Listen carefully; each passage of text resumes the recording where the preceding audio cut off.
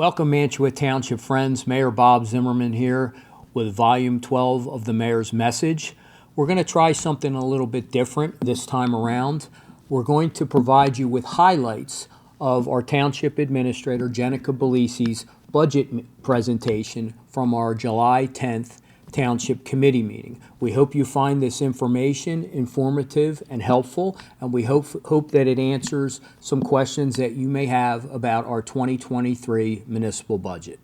I'm finally here tonight to present the adoption of the 2023 budget. It's been a long 6 or 7 months that we've been planning this budget and going through it and making changes and trying to get the best overall document that we can have for the public and for the township to sustain our operations. So I just first wanted to thank all of our department heads who have really given a lot of input, as well as the mayor and the township committee for the guidance moving through the process.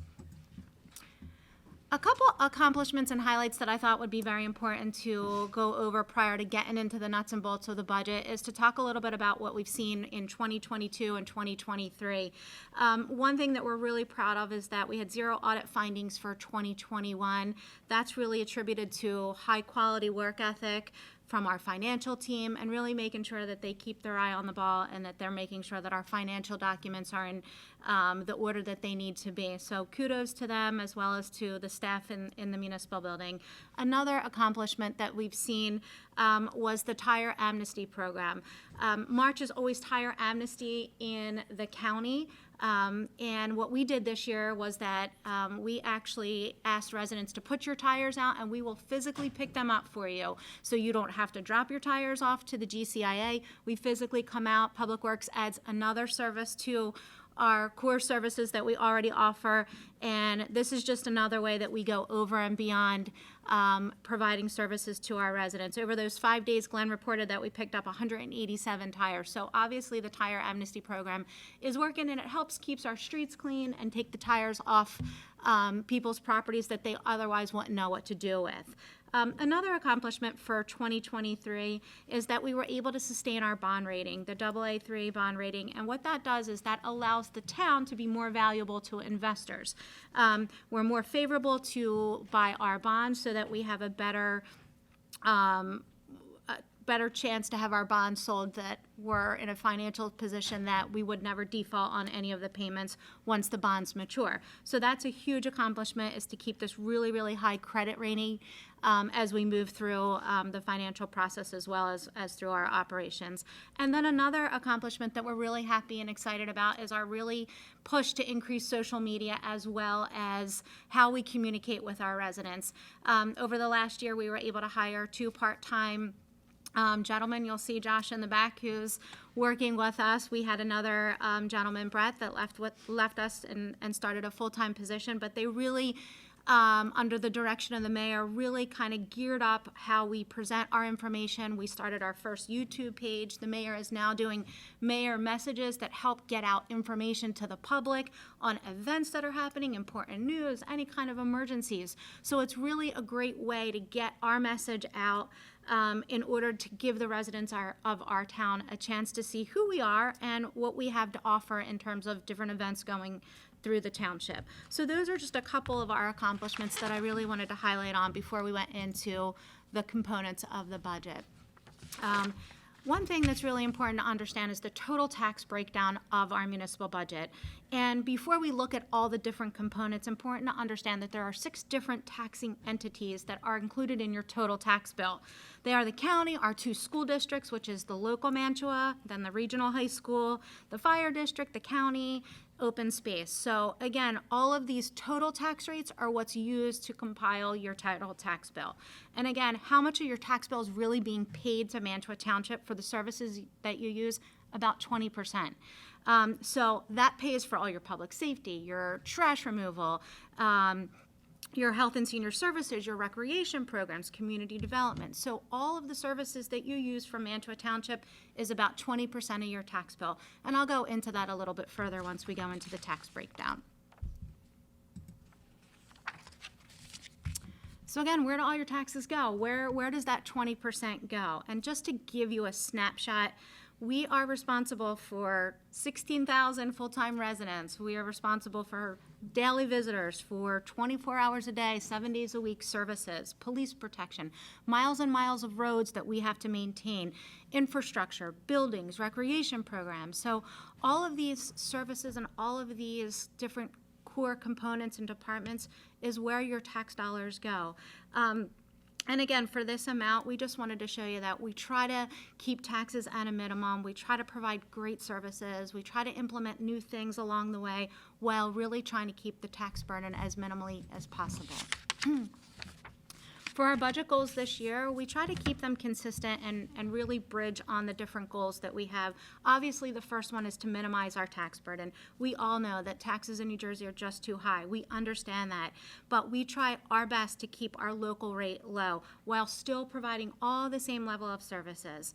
And again, unfortunately, as I showed you, we're only responsible for that 20%. So it's a minimal responsibility that we have to control all the other taxes. Again, we really try to make sure that we address different areas that we can do more with less. Another budget goal is to staff the police department to its staffing level. We had a lot of retirements last year and some vacancies to fill, so we will be seeing some new hires coming through the budget. The police department will finally see staffing levels where they need to be. And again, we're also trying to deliver services more efficiently and create a smarter, more resourceful government. We're working with less resources, less staff, so we have to come up with ways to do things a little bit differently. We're always looking at different shared service opportunities, which I also will talk a little bit about more as we go through it. But just to build a little bit on this budget goal, and Glenn, I don't mean to put you on the spot, but when we were talking about his budget, a lot of his purchases and his capital items are extremely expensive. They're brush trucks, they're trash trucks, they're street sweepers. So we talked about, possibly purchasing a street sweeper, and we said, well, how can we do this? How can we still keep our streets clean, but we know that there's another town, a neighboring town that's buying a brand new one. So Glenn has a great relationship. He talked with the superintendent of public works, and now we're going to be able to work with them and share that versus buying a street sweeper. So it's all these little discussions that we have to make sure that we're spending your tax dollars wisely and smartly.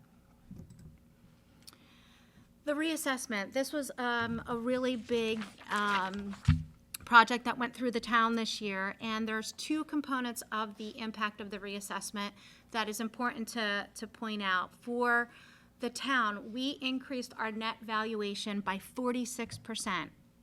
Our original value of the town was 1.374, and it is now 2.002. So it rose $629,000 more in home values. What that means, it doesn't mean just because our home values went up 46% that your taxes are going to go up 46%. We're just trying to show you that there was that much more value added into home properties. We also saw another significant impact was that the average assessed home that we had prior to the revaluation was $208,000. It now rose to $311,000. So the average assessed home went up, creating more value in those individual housing. So again, two impacts of the reassessment.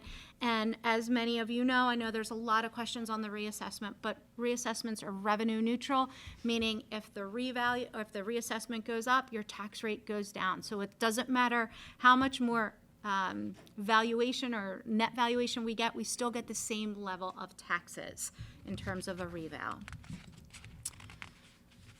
To talk a little bit about the budget summary, here's a couple key components of the budget. The proposed budget's $17.45 million. It reflects a $529,000 increase compared to the 2022 budget. The appropriations are below the appropriations cap by $375,000. We're also under the levy cap. The average assessed home, like I spoke about, is $311,000 versus the $208,000 that it was prior.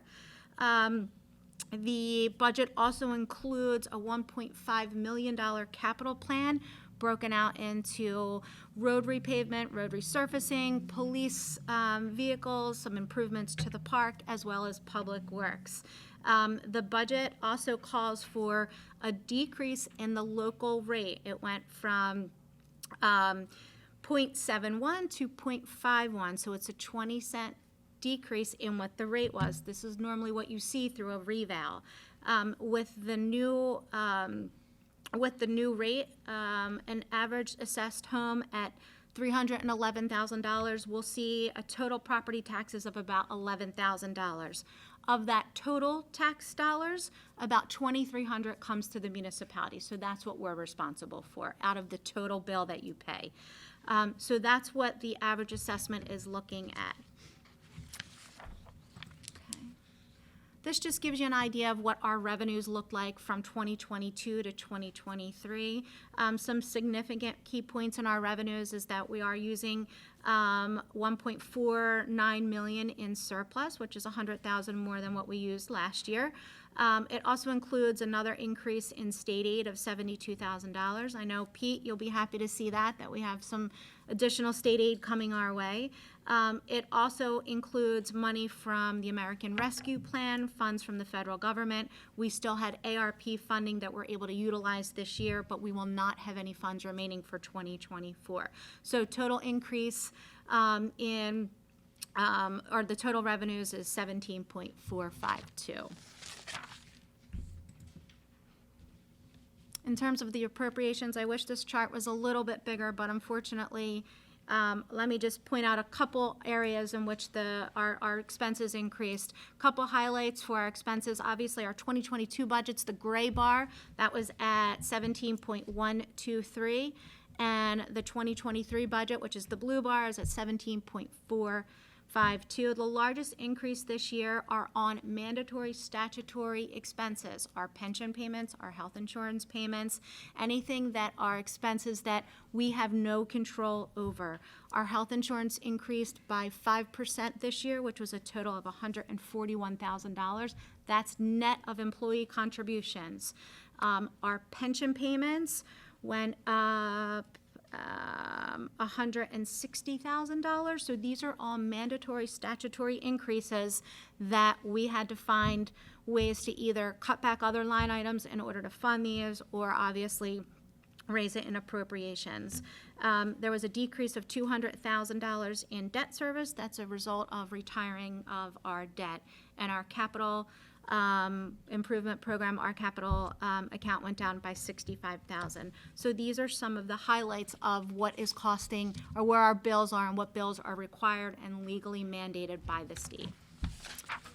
Couple last minute pieces in terms of the surplus, like I mentioned, how we use that as a revenue. We are again using $100,000 in surplus, but as you can see, our surplus is extremely healthy. We were able to regenerate that and more in order to keep our balance at a higher level than it was last year. So we were comfortable with adding the additional surplus on the revenue end of the budget because our surplus levels are very healthy.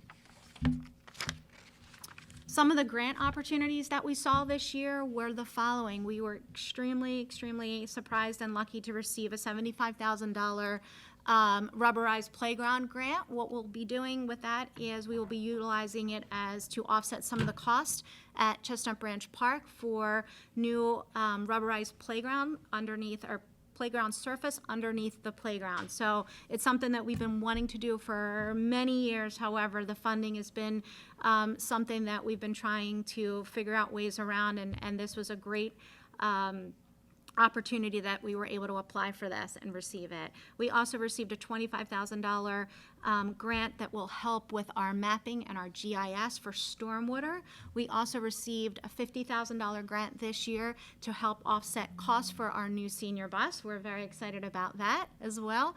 And then lastly, we were able to receive a Sustainable Communities grant for $3,000. And what that did was that helped us buy these new nice sustainable trash cans to keep Chestnut Branch Park looking nice, as well as keeping the trash contained and keeping everything uniform at the park.